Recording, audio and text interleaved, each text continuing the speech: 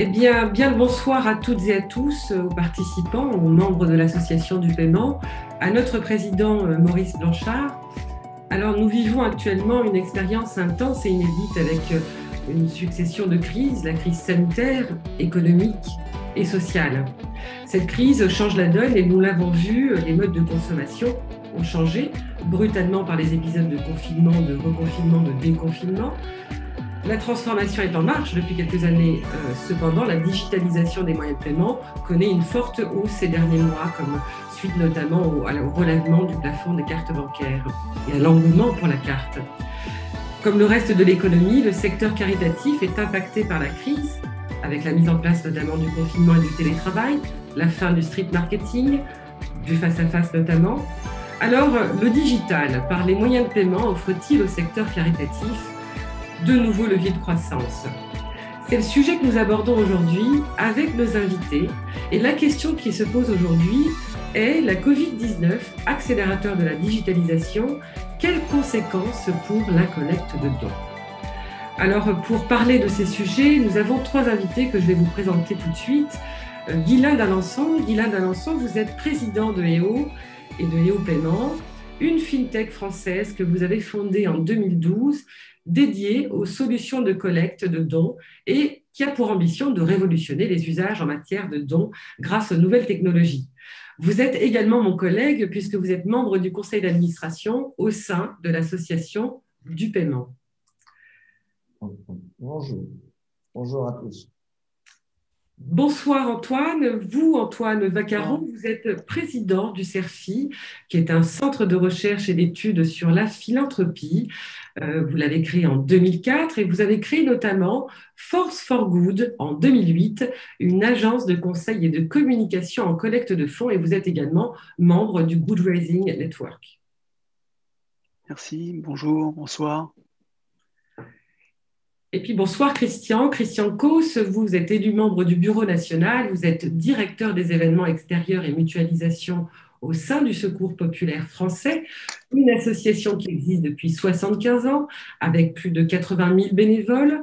Le Secours populaire français, vous intervenez dans les domaines de l'aide alimentaire, vestimentaire, de l'accès, du maintien au logement, de l'accès aux soins, à la culture et plus généralement de l'accès aux droits pour tous, sous forme d'une aide inconditionnelle en France, en Europe et puis dans le monde. Bonsoir.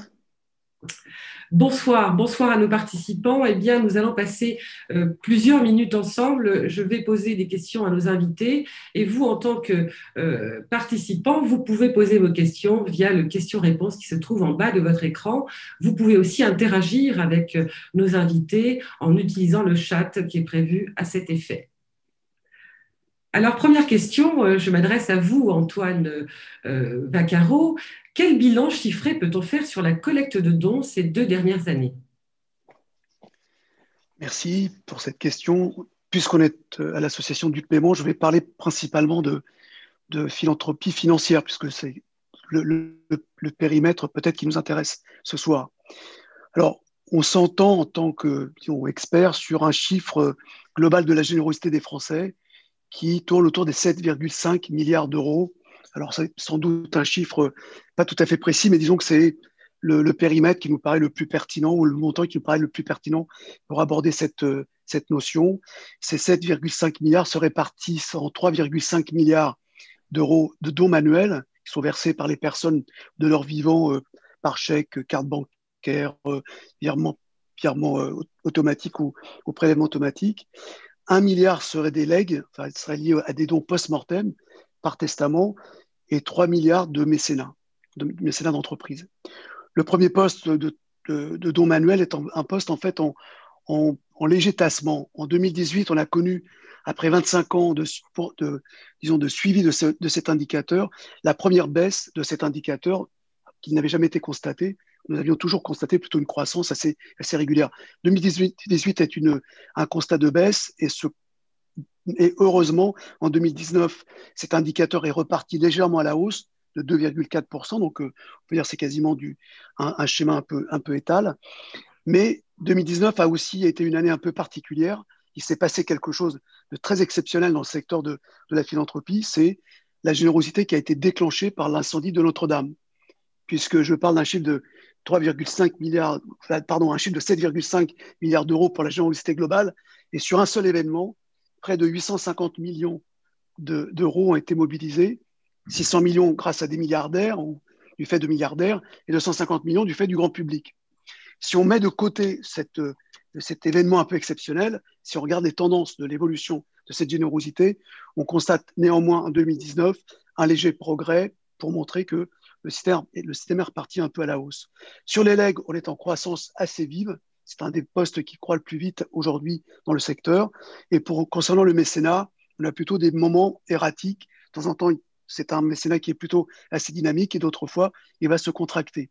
Et disons qu'au global, on a sur 2018 et 2019 une situation de consolidation d'un système de générosité qui est déjà assez mature. Merci beaucoup Antoine donc, pour ces chiffres. Christian, quel constat faites-vous justement si on compare à 2019 sur la collecte de dons au sein du Secours populaire français et comment se porte la collecte de dons sur donc, cette année, bien qu'il manque encore le dernier trimestre? Alors, nous, on n'a pas subi vraiment de baisse sur 2019. D'abord parce que nous sommes une association de collecte de terrain, qu'une majorité de notre collecte est issue d'initiatives populaires menées par les collecteurs. Donc, la démultiplication de ces initiatives a permis de tenir un niveau de dons équivalent aux années précédentes sur 2019. Après, c'est vrai que sur 2020, le premier semestre est en hausse à la hauteur de ce qui est annoncé, une vingtaine de pourcents. Somme toute, il faut quand même le ramener à cette situation particulière d'urgence et aussi le comparer aux besoins qui sont aujourd'hui aussi multipliés. C'est-à-dire que nous avons plus de dons, mais nous avons aussi plus de personnes à aider. Plus de personnes à aider, est-ce que ce sont des commerçants, des artisans liés à la situation justement par rapport au Oui, contexte? tout à fait. On a un nouveau public, on a 45% de personnes nouvelles en plus. C'est lié aussi au fait que nous sommes sur une forme d'aide inconditionnelle, ce qui permet à ces gens qui aujourd'hui, avec les minima sociaux, ne pourraient pas prétendre à des aides, de pouvoir venir expliquer leur situation de précarité dans laquelle ils sont occasionnels et d'être aidés. Et c'est vrai qu'on a des étudiants, des travailleurs intérimaires, des saisonniers, des artisans et des commerçants. Merci Christian. Alors justement, Guylain, si je peux vous poser la question, quelle observation vous faites globalement suite au tableau dressé par Antoine et Christian sur la collecte de dons? Deux points. C'est que, premièrement, il y a des menaces, puisque les donateurs sont souvent des personnes âgées. Il y a encore énormément de dons qui sont réalisés par des chèques qui sont en train de disparaître du quotidien des Français et des Européens. Ne parlons pas aussi des dons d'espèces, que ce soit des quêtes dans la rue ou bien dans les lieux de culte, par exemple. Vous avez un certain nombre d'associations avec qui nous sommes en relation au quotidien qui souffrent énormément parce que même si France Générosité mesure une hausse des dons pour les grandes associations, même si nous n'avons pas de chiffres, mais on voit bien que les petites associations souffrent énormément d'une baisse de dons. Vous avez des secteurs qui sont aujourd'hui laminés, si vous me permettez ce terme. Je parle du patrimoine historique, je parle des lieux de culte et de toutes ces associations territoriales. Et donc, il est donc urgent et beaucoup de gens y travaillent, heureusement, nous ne sommes pas les seuls, mais pour remettre le don dans le quotidien des individus. Puisque cet archaïsme de ces techniques de collecte ou des moyens de paiement utilisés font que le don sort du quotidien et nous avons beaucoup de donateurs qui, lorsqu'on a un don sur le terminal de paiement ou sur une borne, sont heureux de se voir proposer de donner. Et donc, les besoins sont immenses, mais les potentialités aussi sont immenses. Et donc, il faut moderniser ces moyens de collecter des dons. Merci Guylain. Alors Antoine, si on mesure un peu quelle est l'ambiance de la générosité en cette période donc, de crise sanitaire et économique, qu'est-ce que vous constatez? Alors, j'entends très bien ce que dit Guylain. Il y a effectivement des destinées tout à fait différentes en fonction des catégories d'organisation dont nous parlons. Mais si on raisonne en termes de générosité de la population, je ne veux pas regarder la question d'affectation des fonds, je parle de la dynamique de générosité de la population française. En fait, tout au début du confinement, nous avons observé en fait par le passé un phénomène qui s'est reproduit encore une fois cette fois-ci, qui est le gonflement d'une sorte de bulle de générosité face à une crise. Hein. Lorsque vous avez eu le tsunami, lorsqu'il y a eu le tremblement de terre en Haïti, les causes qui travaillaient sur ces terrains ont été fortement soutenues, mais plein d'autres causes qui n'étaient pas du tout dans cet univers-là, au même moment, collectaient aussi pas mal de fonds et avaient connu cette espèce de gonflement de cette bulle de générosité. Je pense qu'on est face au même phénomène et on l'a constaté par les chiffres notamment de France Générosité qui ont prouvé sur un panier qui représente en fait un ensemble assez représentatif du secteur associatif que l'on appelle, qui font appel à la générosité du public de manière nationale. On a fait un constat d'une croissance entre le premier semestre 2020 et le premier semestre 2019 de 20% de croissance de cette générosité. Donc je parle du point de vue du donateur. Il y a eu un effort important de la part du donateur. Et ce que l'on constate pendant cette même période, et ça c'est très important pour nous, c'est une vraie explosion du don digital. Alors que en décembre 2019, quelques-uns se plaignaient du faible ressort en fait du don numérique. On pensait qu'il y avait un problème autour de cette mobilisation. Cette période du confinement et du post-confinement a montré que les Français, quelles que soient les générations, avaient adopté les outils numériques à distance en fait pour mobiliser leur générosité et soutenir des causes. Et je pense que ce moment-là va perdurer. C'est-à-dire que l'adoption de ces méthodes de dons vont continuer malgré le retour, je l'espère, à la normale dans quelques temps. Et ça, c'est pour nous la grande révélation en tant qu'experts sur ces sujets de collecte de fonds, de constater que d'abord, cette bulle a fonctionné encore une fois et que le transfert vers le digital commence à se faire de façon tout à fait importante. On parle de 250% de croissance entre 2019, premier semestre, et le premier semestre 2020. Merci Antoine pour ces compléments. Alors Christian, justement, la précarité globalement a-t-elle évolué en cette période justement de crise sanitaire économique? Vous nous donniez des chiffres tout à l'heure, est-ce que vous pourriez nous les rappeler? Oui, c'est 45% de personnes en plus, mais au-delà de ça, la précarité évolue déjà depuis plusieurs années. On a vu des situations, je pense qu'il y a deux sujets dans la précarité. Il y a la grande précarité et il y a la précarité.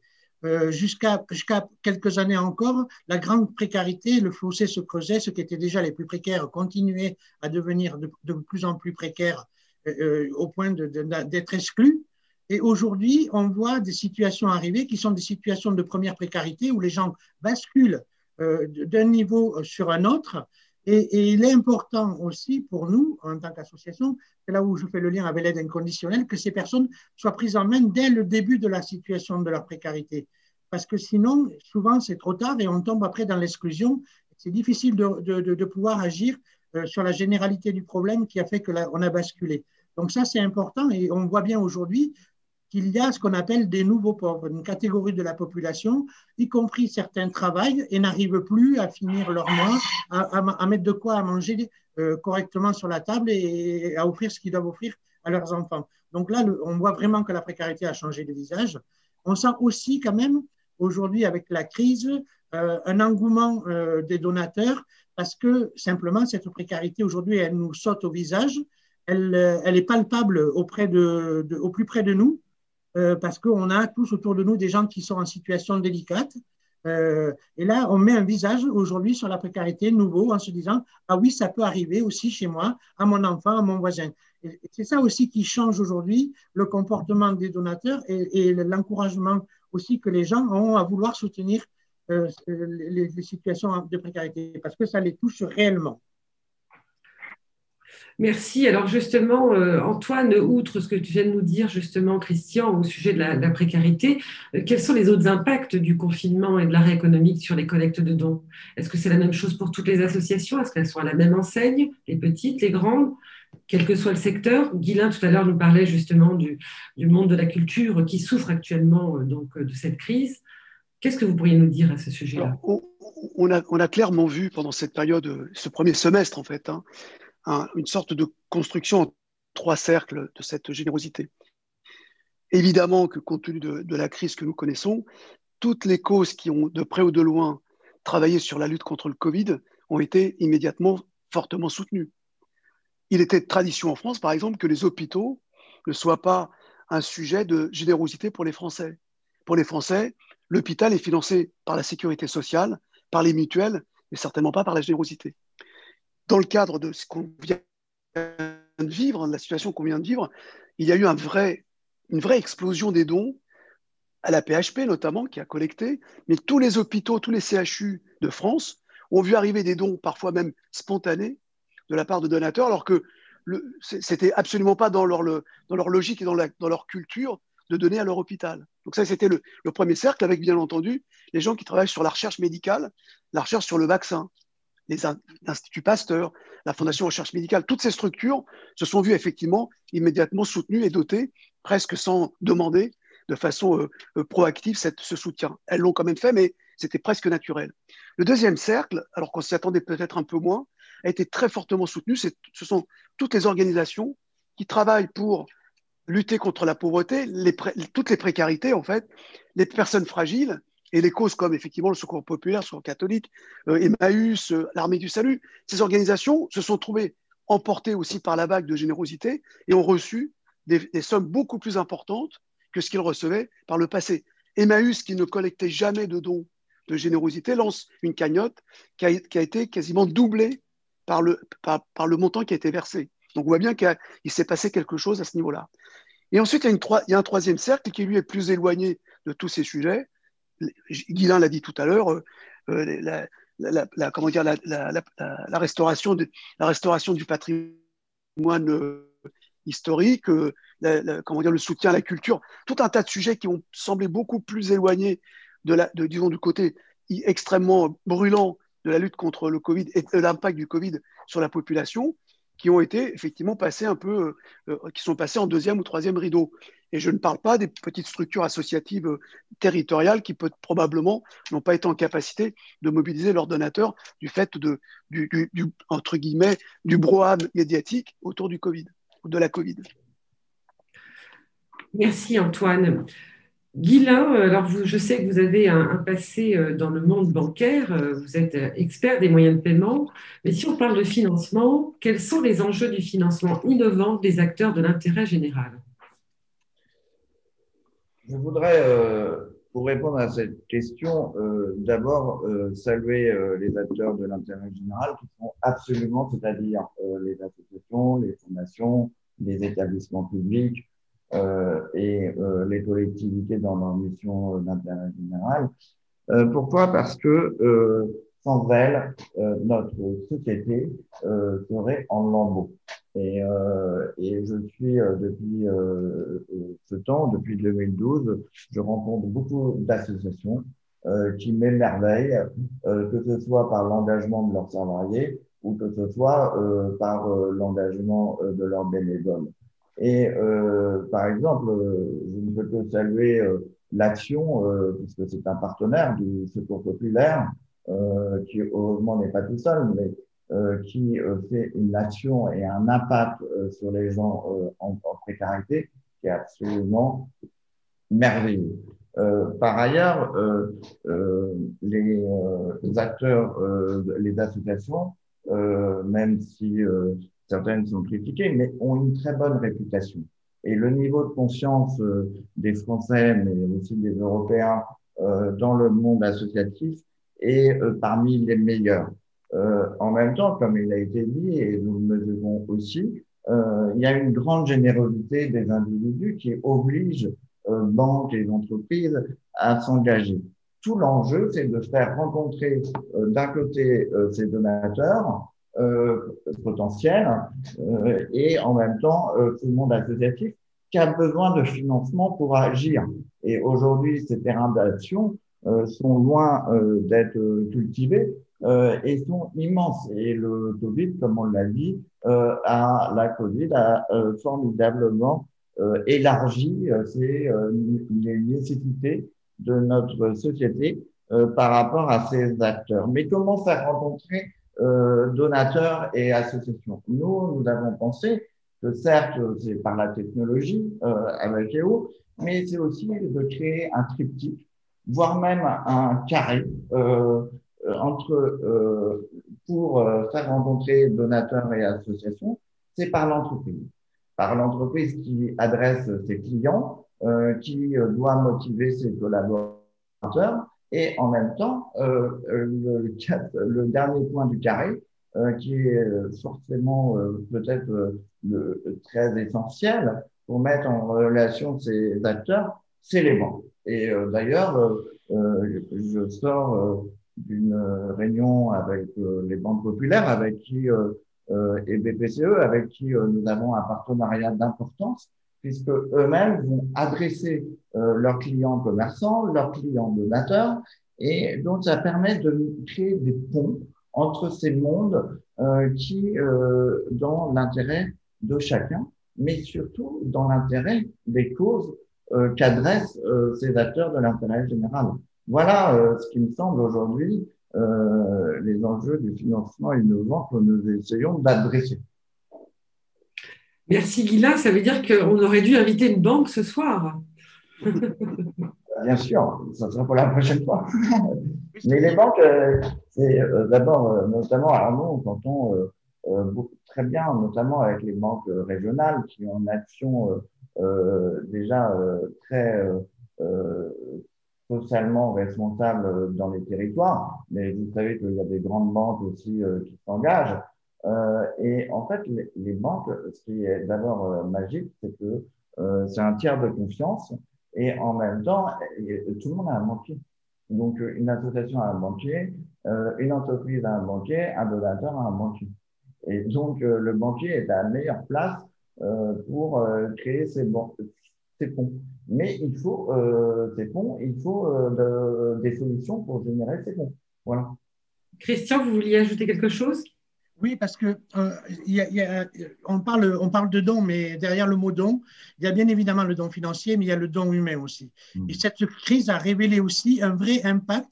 On dit toujours la générosité et on associe toujours la générosité au don d'argent, mais il y a aussi le don de personnes et c'est aussi important aussi parce que ce don de personnes se chiffre aussi en autant d'argent qu'il faudrait pour pouvoir réaliser tout ce qui est réalisé par les associations sur la solidarité. Et il ne faut pas l'oublier, et ça fait le lien avec un sujet qu'on abordera tout à l'heure certainement, mais qui est aussi la notion derrière de lien social qu'il y a derrière un don financier, parce que ça met en mouvement des gens, ça met en mouvement des personnes qui n'ont pas forcément les moyens financiers, mais qui vont faire œuvre de leur temps. Et on a vu naître pendant le Covid plus de 10 000 propositions de bénévolat dans l'association, qui sont toutes aussi importantes que le don financier, même si le don financier est nécessaire. Et on a vu aussi une montée en puissance de la générosité des jeunes et des plus jeunes. Et ça aussi, c'est important et motivant pour la suite, parce que ça permet aussi de se dire que peut-être il y a un message aussi au travers de cette urgence qui passe. Merci d'avoir apporté ce complément. Donc, effectivement, financement, mais de l'humain. On a vu dans cette première partie un peu le bilan en comparaison avec 2019. Qu'est-ce qui se passe en ce moment donc dans le monde du caritatif. Passons un petit peu sur la technologie, puisqu'on parle de la technologie au service du don, la digitalisation associée aux habitudes des donateurs. Alors, Guylain, justement, quel dispositif, quels moyens de paiement au service du don, vous qui avez des technologies par les moyens de paiement? Venant du monde du paiement, j'ai compris combien il était difficile d'instaurer un nouveau moyen de paiement. Et le monde associatif l'a bien vu avec le don sur SMS, qui est difficile à faire adopter. Donc, nous avons pris tous les moyens de paiement qu'on appelle mainstream, c'est-à-dire là où les flux passent, et on rajoute la touche don.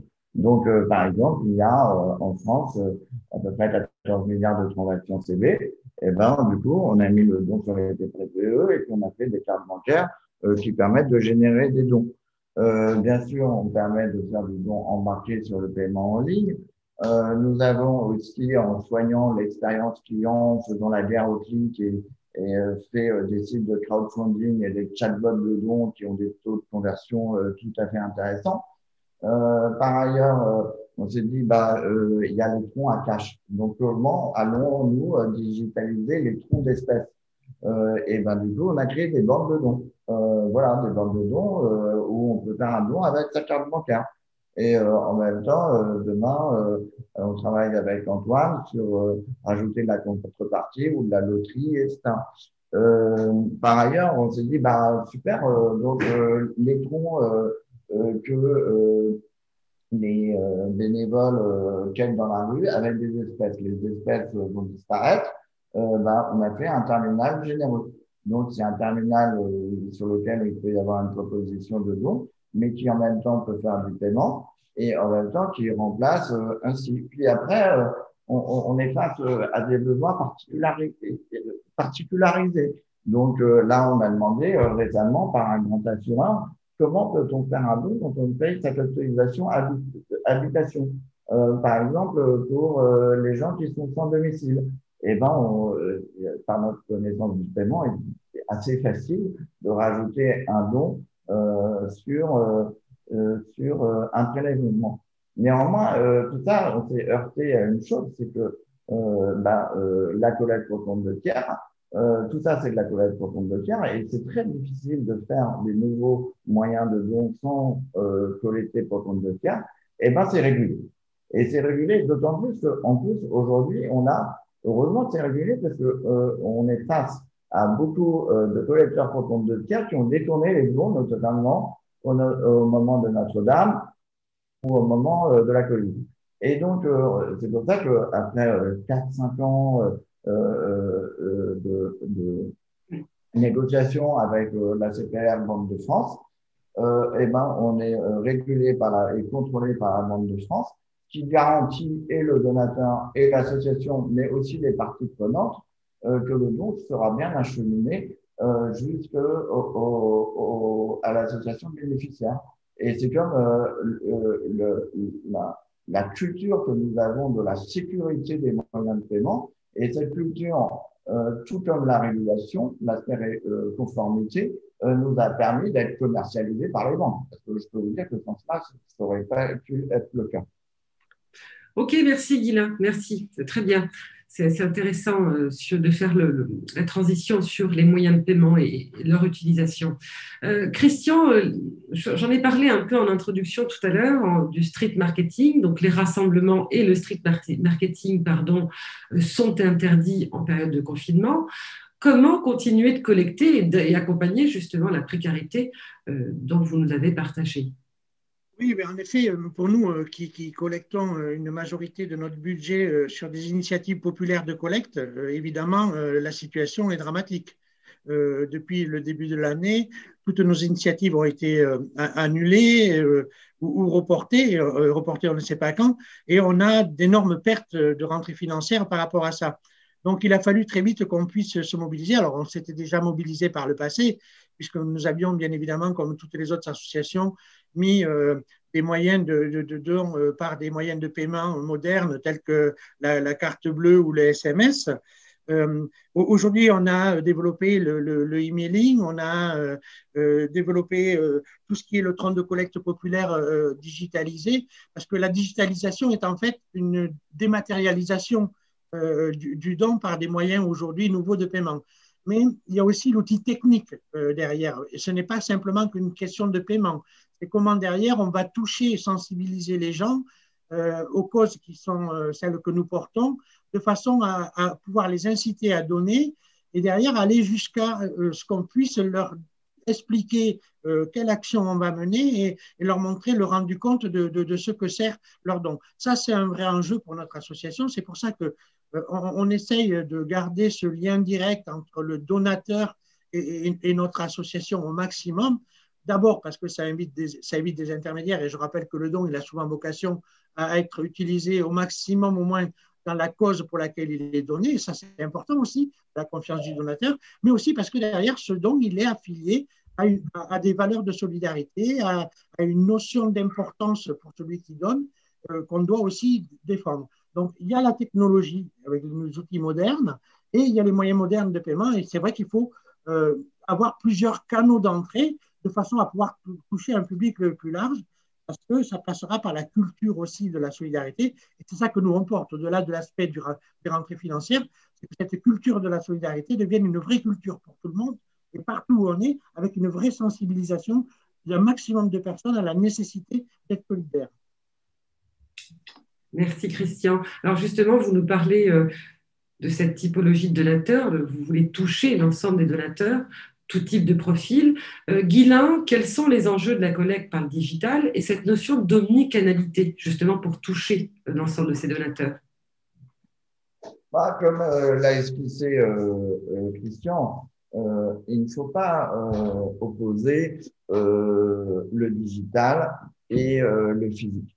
Pourquoi? Parce que qu'est-ce que ça veut dire le digital? Le digital, ça vient de digit, c'est le doigt. Donc, en fait, vous avez du digital dans le monde physique, à tel point que, par exemple, la carte bancaire, c'est un terminal de paiement, c'est un outil digital. Et d'ailleurs, il y a cette dynamique qu'on appelle le phygital, c'est-à-dire le digital dans le monde physique. Et on a trop tendance à penser digital égale la distance. Mais ensuite, le digital, c'est très bien. Mais en fait, il me semble qu'il faut aller plus loin. C'est la transformation omnicanale. Tu as vécu d'abord le secteur des communications. Combien de canaux de communication utilisez-vous? Comptez-les. Puis la banque, puis le commerçant, puis le monde du voyage. Et d'ailleurs, les secteurs qui ne se sont pas omnicanalisés ont pu disparaître pour certains d'entre eux.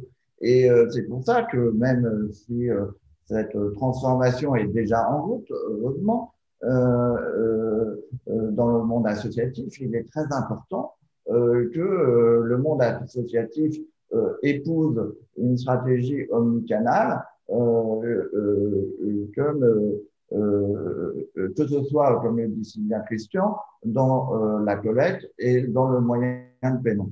Donc, le moyen de paiement, c'est assez simple, puisque les banques ont créé des plateformes omnicanales de paiement. Mais qu'est-ce que ça veut dire l'omnicanalité? L'omnicanalité, c'est d'abord des canaux. Et les canaux, qu'est-ce que c'est? C'est aller à la rencontre d'un individu, voire même d'une entreprise, d'une personne morale, dans son quotidien. Et donc, chaque canal, c'est comment toucher quelqu'un, quelle que soit la situation dans laquelle il est. Mais la multiplicité des canaux nécessite une plateforme. Pourquoi cette plateforme? C'est que, bien sûr, c'est pour centraliser les flux, c'est aussi pour mieux connaître son donateur, c'est aussi pour donc aussi pouvoir le réadresser, mais aussi pouvoir le remercier, l'informer de l'utilisation des dons. Et c'est un peu ce qu'on a voulu faire avec EO. Et cette plateforme, faire une plateforme omnicanale, un peu comme un investissement mutualisé qu'on met au service du monde associatif ou plus largement du monde des acteurs de l'intérêt général, a nécessité des lourds investissements et c'est pas fini. Et en même temps, comme je le disais tout à l'heure, forcément, on arrive encore sur des problématiques de collecte pour compte de tiers, ce qui nécessite une sécurisation et un sérieux et en même temps une mise en conformité qui, pour nous, ne peut pas être une option. Merci Guylain. Alors, Figital, multicanal, omnicanalité. Antoine, la digitalisation, alors vous êtes fundraiser, hein, donc vous êtes chef d'orchestre dans ces sujets de collecte de dons. Est-ce que la digitalisation par les moyens de paiement permet-elle en fait d'élargir le panel de donateurs dont on parle et de mieux gérer justement la data, les données qui y sont associées? Alors, à l'évidence, nous, on pense que toute la collecte de fonds, un jour ou l'autre, passera par ces vecteurs-là. Tout simplement parce qu'on le voit dans d'autres activités économiques, que le principe de d'achat, de réservation, de commandes, etc. Rentre dans les mœurs. Ça couvre désormais quasiment les 20-80 ans sans aucune difficulté. On a toujours dit que les seniors avaient du mal à se mettre à l'Internet, et je crois que c'est aujourd'hui largement le contraire est largement démontré. En fait, ces vecteurs de collecte sont maintenant de plus en plus multicanal, comme ça a été dit. Et l'évidence pour nous, c'est que ça va permettre en fait d'amener de nouvelles générations au don. Ça, c'est très important pour finalement le renouvellement des générations au niveau de la générosité. Et on constate effectivement que les nouveaux outils qui sont à la disposition des plus jeunes les emmènent finalement vers un acte de don, même s'il est parfois juste un arrondi à la caisse d'un magasin ou simplement un don sur une appli de jeu, etc. Ça crée en fait une culture de la philanthropie qui se répand maintenant sur la totalité des cohortes et des générations. Par le passé, on disait que les donateurs avaient plus de 60 ans. Le donateur était plutôt une femme habitant en milieu urbain à plus de 60 ans. Aujourd'hui, ce modèle est complètement battu en brèche. Il y a un spectre beaucoup plus large.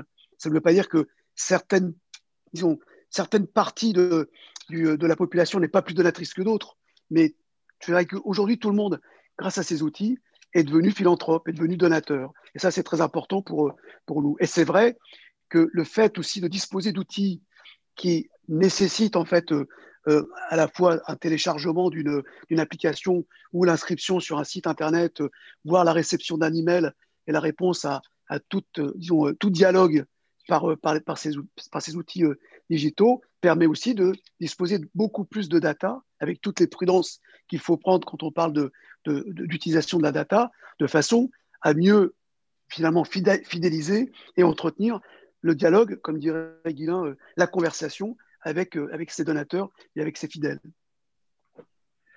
Oui. Oui, vous vouliez ajouter, allez-y, Christian, je vous en prie. Oui, en fait, je crois que le véritable enjeu, pour nous en tout cas, il est là. Parce qu'aujourd'hui, on se retrouve avec trois interlocuteurs différents. Et sur la partie technique, il est vrai que voilà, financièrement, on peut aujourd'hui se doter de tous les moyens nécessaires pour pouvoir facilement donner accès aux dons. Nous, notre vrai enjeu, c'est de travailler avec vous pour voir comment on humanise ce don, comment on fait en sorte que ce don digital ne se déshumanise pas, que ça ne devienne pas qu'un simple réflexe de se dire j'ai versé quelques euros pour pouvoir avoir fait une bonne action. Et ça, c'est le vrai enjeu. C'est pour ça que je disais tout à l'heure que les outils technologiques associés à cette digitalisation et ces formes de dons dématérialisés doivent vraiment prendre en compte cet aspect-là, parce que c'est ce qu'il fera aussi, qu'on sera dans le fond des valeurs de solidarité. Je voudrais compléter ce que dit Christian, et j'ai vu une question qui était posée dans le question-réponse, qui est et que se passe-t-il avec les réseaux sociaux, la collecte sur les réseaux sociaux. Dire juste un mot à ce sujet. Les réseaux sociaux sont un nouvel organe découvert dans le corps social qui pose plein de problèmes, qui est même parfois considéré comme un peu monstrueux. La face la plus positive aujourd'hui de ces réseaux sociaux, c'est la fantastique possibilité que ces réseaux offrent en fait à toutes les causes, des plus petites aux plus grandes, de pouvoir s'adresser à une communauté, de pouvoir s'adresser à un public qui a envie d'entendre un autre discours, peut-être que le discours qui arrive par le mainstream des causes qui font appel à la générosité. Et grâce en fait à ces réseaux sociaux, on a de plus en plus de collectes, je dirais, horizontales ou transversales qui permettent de solliciter pour des projets, pour des causes, pour des combats, de façon, je dirais, presque multiforme. Une pétition va déclencher un don. Un achat peut déclencher un don ou peut être complété par un don. Donc, cette dynamique, en fait, qu'offre notamment dans le cas précis le digital avec les réseaux sociaux est aussi très prometteur de grandes possibilités d'innovation, de grandes possibilités de nouvelles formes de générosité. Tout le monde actuellement cite l'exemple de ce qui s'est passé lors de la manifestation de The Event, qui, grâce aux gamers, en l'espace d'une soirée ou d'une nuit, on lève 5 millions d'euros pour une cause. Donc je pense que ça, ce sont des phénomènes qui vont se multiplier, et je crois que, comme dirait l'autre, les goûts sont dans la nature. On va voir apparaître toutes sortes de méthodes de mobilisation des publics grâce à ces plateformes qui nous proposent en fait tout type de solutions technologiques pour le faire. Merci beaucoup à vous donc, pour ces compléments. On a passé donc, toute la partie justement technologique, digitale, omnicanalité, l'humain au cœur donc, des actions et des causes. Si on fait un petit point justement, parce que vous avez posé une question, Christian, vous posiez la question justement comment est-ce qu'on peut conserver cette dimension humaine et être au plus près dans la relation du donateur avec les moyens de paiement numérique et plus globalement avec la technologie. J'aimerais un petit mot aussi de votre part, Guylain, à ce sujet. Oui, bah, de toute façon, ce qu'il ne faut pas oublier, c'est que la technologie, c'est un moyen. Et c'est un moyen au service de l'humanité, ou ça devrait l'être en tout cas. Après, je pense que et d'ailleurs, on se bat hein, souvent avec nos amis les associations, puisque souvent ils oublient de remercier les commerçants collecteurs et qui ne les informent pas de l'utilisation des dons. Et après, ils sont étonnés que les commerçants se tournent vers d'autres associations, sinon arrêtent de collecter. Et donc, il y a eu un gros travail des associations pour remercier leurs donateurs et les informer de l'utilisation et de l'impact de leurs dons. Mais s'ils ne le font pas, ils savent très bien que le donateur, il va s'en aller. Et c'est la même chose avec le bénévole. Christian, je pense que pourrait en témoigner bien plus que moi. Si le bénévole n'est pas valorisé, si le bénévole n'est pas remercié, eh ben, il s'en va. Eh ben, aujourd'hui, quand on passe par exemple sur du don chez un commerçant ou via une banque, la banque, le commerçant ou l'entreprise qui a mis une bande de dons dans son hall de son siège social, il devient un ambassadeur de l'association et il devient un porte-parole, il devient un bénévole, puisqu'il n'est jamais rémunéré pour ça. Et donc, à cet instant, en plus, les capacités de collecte sont formidables, puisque un commerce de proximité collecte entre 100 à 1000 euros par mois, sachant qu'une grande surface peut collecter jusqu'à 20 000 euros par mois, sachant qu'une seule grande surface, sachant qu'une bande de dons, quand elle est animée par des personnes, ça peut collecter plusieurs milliers d'euros par jour.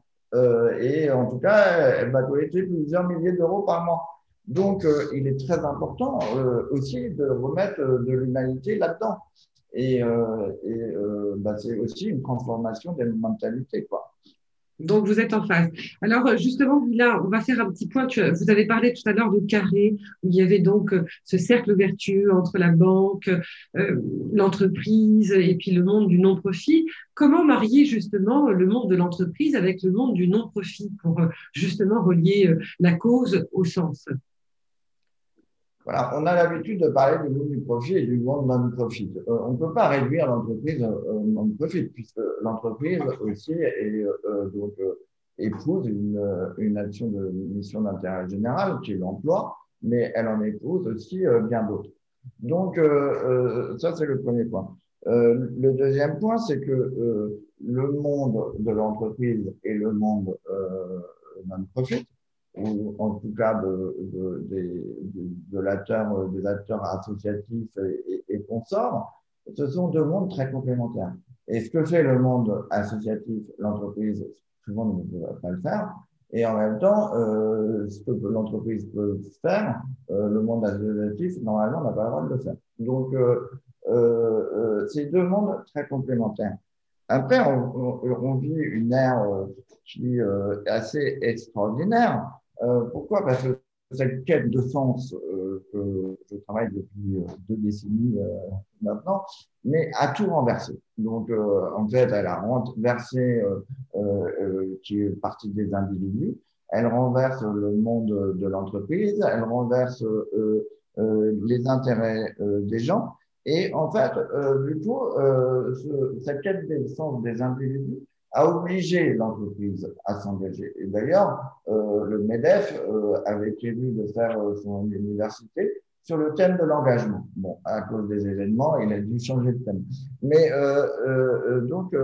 cette quête de sens, permet, est le terreau de ce partenariat gagnant-gagnant entre les entreprises et les acteurs associatifs. Et aujourd'hui, d'ailleurs, on le voit de plus en plus, certes, l'entreprise, quand elle s'engage, elle permet d'abord de faire de l'impact, mais aussi elle recrute de nouveaux clients, elle motive ses collaborateurs, ce que j'appelle le marketing généreux, avec qui d'ailleurs nous échangeons beaucoup avec notre partenaire Publicis.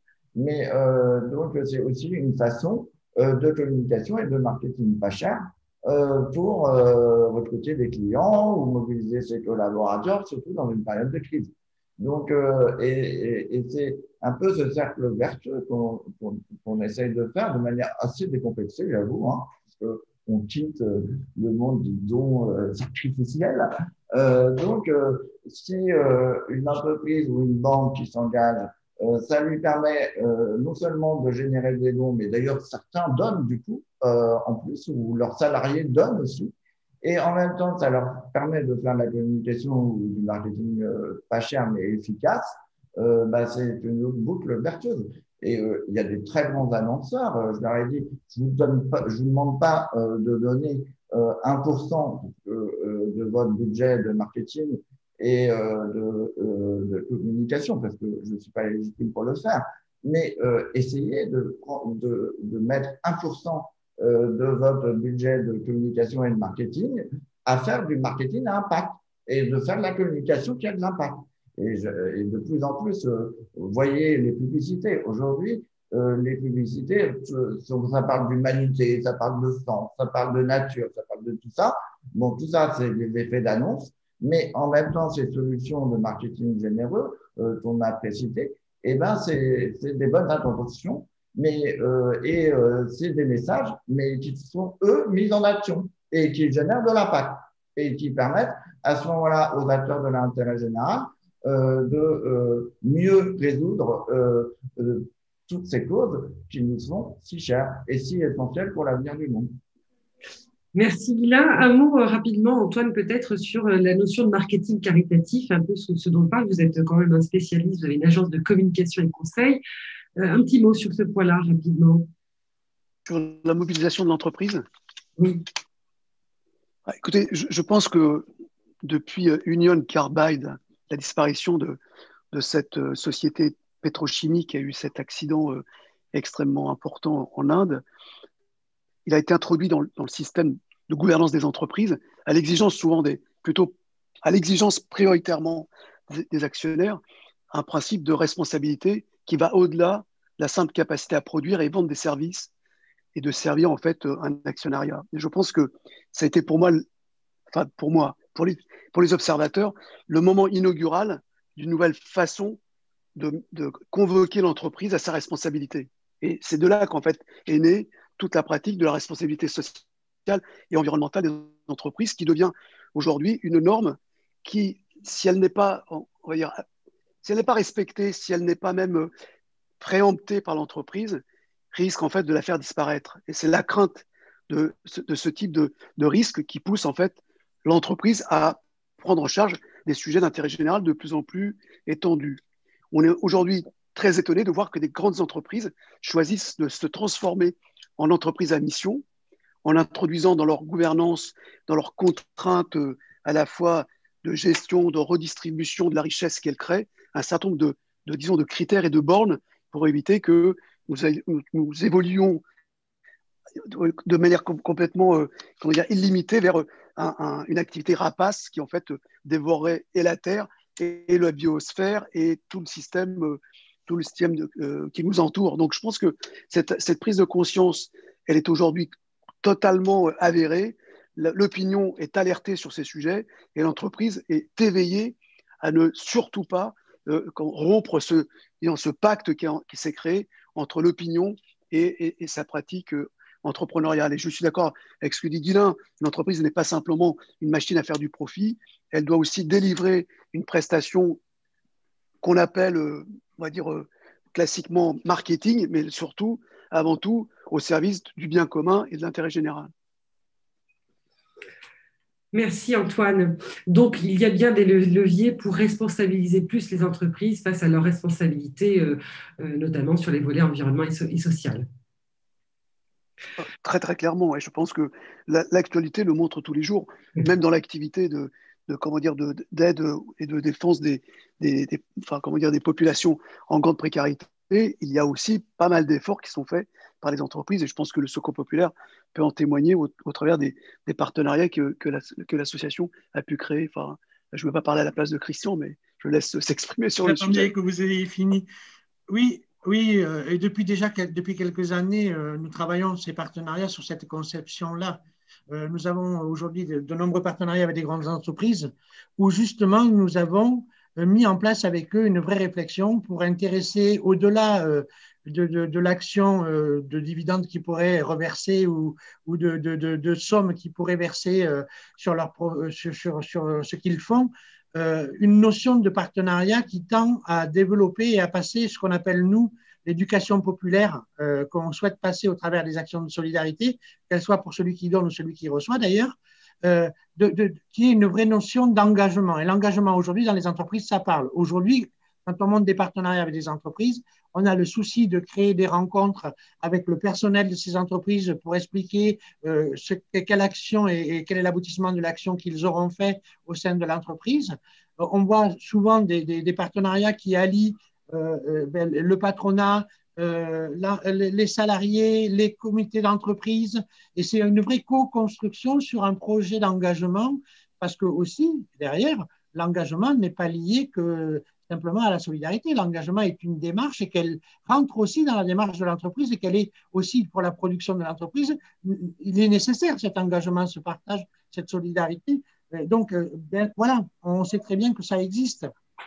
Et donc, nous travaillons sous cette forme-là pour développer des partenariats avec les entreprises. Et on intervient très souvent dans les entreprises pour pour montrer ce qui est fait avec ce qu'ils donnent ou l'engagement qui est le leur. D'ailleurs, de plus en plus d'entreprises mettent à disposition aussi sur les temps de récupération de leurs salariés la possibilité de venir faire du bénévolat pour entrer dans un vrai engagement concret. Et on a, nous, dans nos permanences aujourd'hui, plein de personnes d'entreprise qui viennent passer une journée ou quelques journées payées par l'entreprise pour s'imprégner de ces valeurs-là. Donc oui, ça a tout son sens. Ça permettra d'ailleurs de passer les messages et de mettre bien les gens dans une situation de mise en mouvement autour de ces valeurs de partage, de solidarité et d'engagement. Juste un point quand même, c'est que ces entreprises rayonnent sur l'ensemble du globe et qu'on a un gros travail à mener pour que ça dépasse l'engagement franco-français. La solidarité, elle n'a pas de frontières. Elle n'a pas de frontières. Et on doit avoir à cœur ce souci de s'engager pour l'ensemble des populations qui en ont besoin. Merci. Et bien sûr, cette dernière note, vraiment une dernière question, Antoine, et ensuite je vous donnerai les 2 questions restantes pour qu'on puisse y répondre. Antoine, justement, alors on a parlé de tout ça, comment est-ce qu'on peut favoriser la transition de l'économie au service de l'environnement? Puisqu'on parle beaucoup en ce moment de sauver la planète. Qu'est-ce que vous pourriez nous dire à ce sujet? Alors, je pense que ce qui est la bonne nouvelle, en fait, c'est qu'il y a une prise de conscience générale.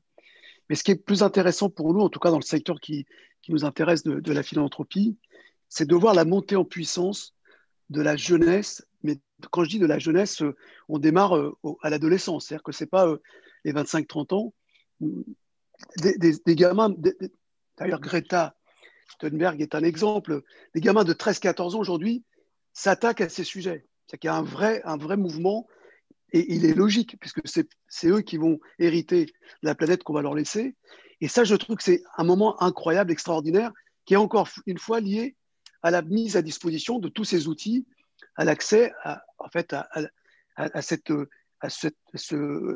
monde connecté que permet finalement l'Internet. Et ça, pour moi, c'est probablement l'élément le plus caractéristique de ce qui est en train de se passer, c'est que nos enfants, les adolescents, sont en première ligne de ce combat. Et je pense qu'à partir du moment où une jeunesse se mobilise de cette façon, en général, peu de choses lui résistent. Les années 60, qui ont vu de tels mouvements dans le monde occidental, c'est simplement parce que la bosse démographique du baby-boom apportait à la fin des années 60 des millions de jeunes de 20 ans qui revendiquaient des libertés qui leur étaient interdites. Je pense notamment aux femmes et toute la question liée à la contraception, à la liberté de la femme et à sa reconnaissance comme acteur économique.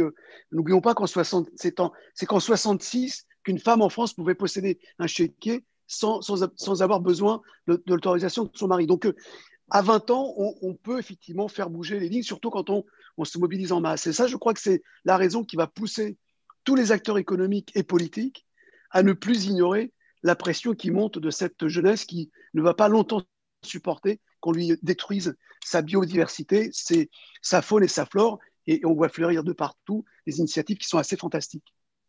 Là-dessus, Rapidement, Guylain, oui, on t'écoute parce qu'on a des questions pour pouvoir y répondre. Vas-y, je t'en prie. nous, on est un peu aux premières loges. Il est sûr que ce mouvement d'engagement des entreprises est un mouvement en marche. Pourquoi? Sans parler de politique, hein, évidemment. Mais pourquoi? Parce que autrefois, il y a très peu d'années d'ailleurs, la RSE, l'impact était dans des petites divisions qui s'appelaient la direction de la RSE, du développement durable. Et aujourd'hui, c'est de la corporate stratégie. Et d'ailleurs, aujourd'hui, quand nous avons des chaînes ou des entreprises qui s'engagent, on parle à la DIRCOM, à la direction générale, à la direction de la relation client, etc. Et puis, vous avez eu des entreprises, bon, c'est peut-être pas le thème d'aujourd'hui, mais qui ont réduit drastiquement leur empreinte sur la planète. Mais aujourd'hui, et d'ailleurs, ce qui nous étonne, c'est que le monde de l'entreprise qui est aujourd'hui si souffrant, et notamment celui du commerce, et ben nous avons des enseignes de commerce qui, pendant le confinement, nous appellent pour mettre en place ces solutions, alors qu'elles n'ont même pas réouvert. Et en disant, bah, de toute façon, la réouverture, ça va être un grand moment de générosité. Et d'ailleurs, on essaye, il va falloir qu'on trouve des moyens, mais pour créer une grande mouvement de solidarité, comme le disait Christian, puisque vous avez des commerçants qui sont extrêmement souffrants et qui rentrent dans une précarité. Bon. Et donc, et ça, c'est j'allais dire, c'est une opportunité formidable pour le carré dont je vous parlais tout à l'heure, parce que en fait, du coup, ça permet aussi de générer des nouveaux moyens et de nouveaux financements, voire des nouveaux bénévoles. Je vais te faire engueuler par Christian. Parce que c'est du don financier et du don humain, mais pour le monde associatif qui a tant besoin de ces nouveaux moyens pour répondre aux grandes causes qui les habitent. Merci Guylain. Rapidement, on a 3 questions et j'aimerais qu'on vous puissiez y répondre. Première question, peut-être pour vous Guylain, pardon. Don sur TPE, borne et déduction fiscale. Comment cela est-il géré? Merci. Sur les bornes, c'est assez simple puisque en fait, on propose de rentrer son adresse email après le paiement. Et c'est ce qu'on fait aussi sur les sites puisque beaucoup revendiquent le droit à l'anonymat. Et d'ailleurs, c'est le problème de pas mal de techniques de collecte où une personne ne peut pas être donnée sans être anonyme. Ce qui est quand même son droit le plus élémentaire. Et que ce soit sur les bornes ou sur les dispositifs digitaux, nous avons à peu près entre 20 à 30% des gens qui veulent pas savoir, qui veulent pas transmettre leurs coordonnées. Donc, on prend leur adresse email, on leur demande leurs coordonnées et on leur demande le droit de les donner donc aux associations bénéficiaires qui sont les bénéficiaires directs, donc qui émettent le relevé fiscal. Et c'est vrai aussi sur tous les dispositifs digitaux que nous faisons. Et néanmoins, sur le don sur le terminal de paiement, on peut faire des relevés fiscaux grâce à ce qu'on appelle le token card, c'est-à-dire le numéro crypté de la carte bancaire. Mais en fait, dans les faits, il y a quelques individus qui les demandent et c'est très peu commun. Bon. Merci Guylain. Une autre question. Que pensez-vous de la collecte de dons via l'épargne solidaire en forte augmentation? Quelqu'un voudrait répondre? Je connais bien ce sujet-là, puisque nous y travaillons. Le problème de l'épargne solidaire, c'est que aujourd'hui les taux d'intérêt sont très faibles. Donc, en fait, le problème, c'est que quand ça génère beaucoup de pourcents d'intérêt en donner une part, c'est peut-être possible. Néanmoins, quand il n'y en a pas, c'est partagé une peau de chagrin.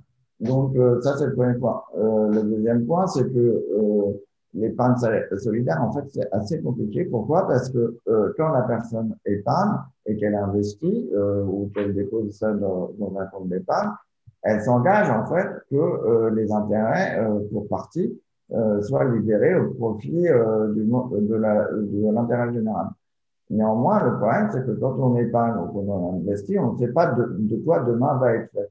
Donc, nous, on essaye, on n'a pas encore réussi à le faire encore, mais on essaye de dire que, en fait, la vraie épargne solidaire, c'est au moment où on déboucle les fonds. C'est-à-dire que c'est au moment où il y a la libération des dividendes ou la libération des intérêts ou la libération d'une partie de l'épargne, où là, parce que en termes d'expérience client, c'est vrai aussi sur les comptes de participation offerts par les entreprises ou les comptes d'intéressement, c'est au moment de la libération.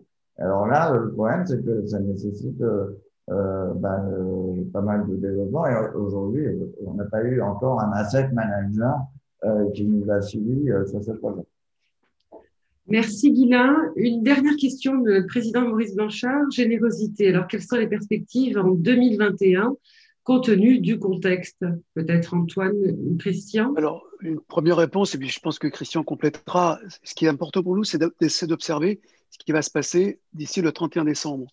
Car en général, 40% de la collecte de fonds se font quasiment dans les 2 derniers mois de l'année.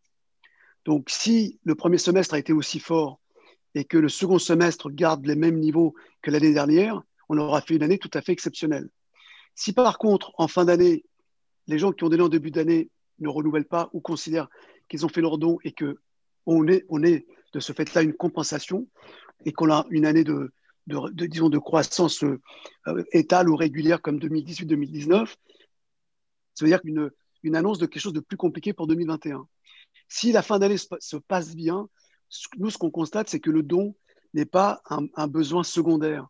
Le don est un besoin primaire comme l'alimentation, comme l'habillement, etc.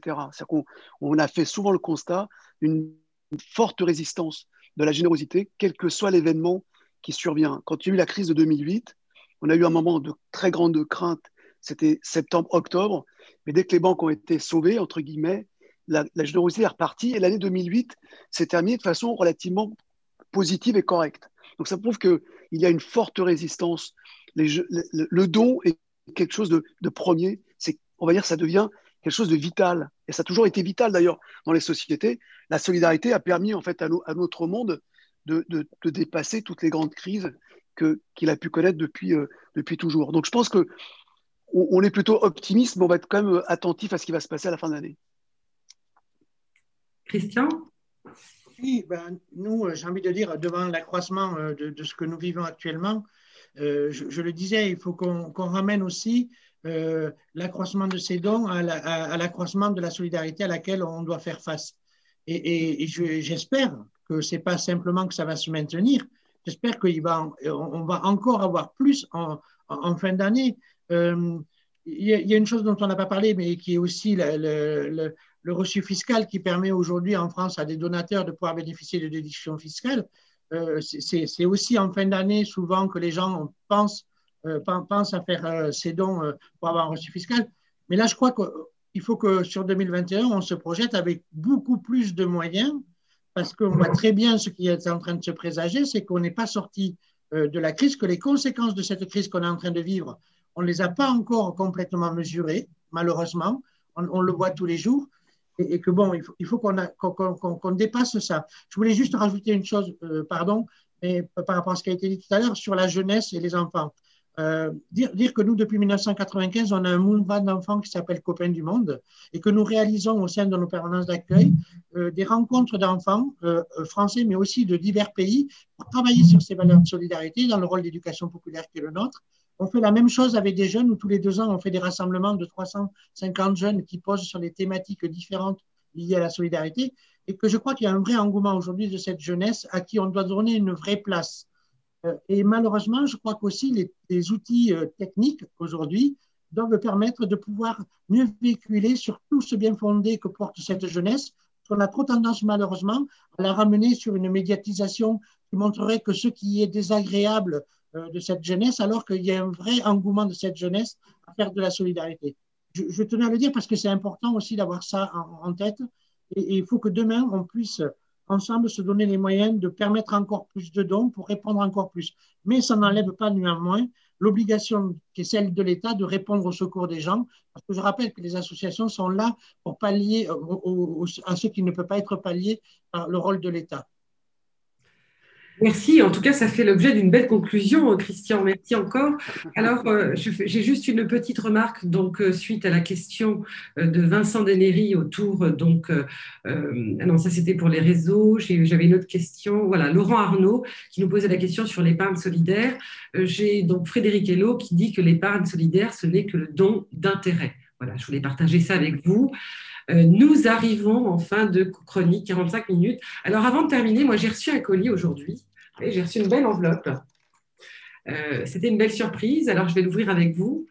Et puis, je vais proposer à Christian de nous dire quelques mots sur ce joli chapeau que je vais porter d'ailleurs. Guylain, ne soyez pas jaloux. Je vous le prêterai. Voilà. Non.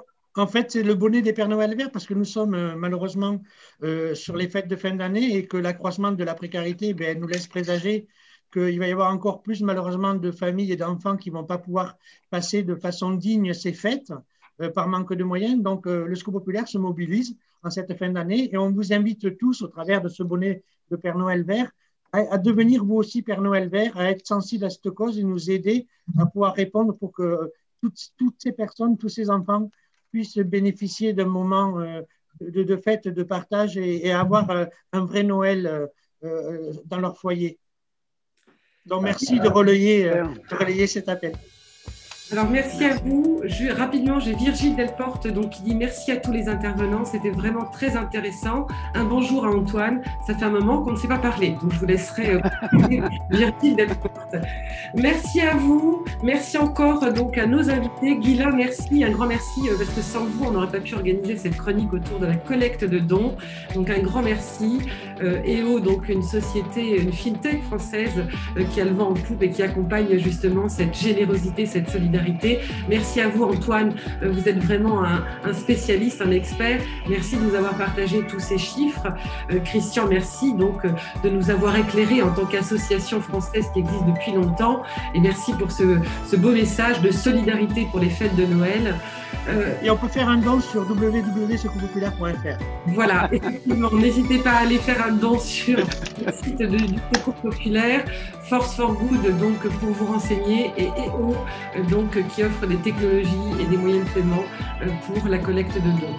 Un grand merci à vous, un merci aussi à nos spectateurs qui sont restés quand même jusque la fin, on a bien débordé. Quant à moi, je vous retrouve évidemment bientôt avec de nouveaux sujets. Merci à tous. Guylain, encore merci. Et là, le du paiement vous remercie. Restez bien connectés et suivez notre actualité sur la page LinkedIn de l'Association du paiement. Nous nous retrouverons prochainement avec d'autres événements d'ici la fin de l'année. Soyez solidaires et prenez soin de vous. Merci, au revoir. Au revoir et merci.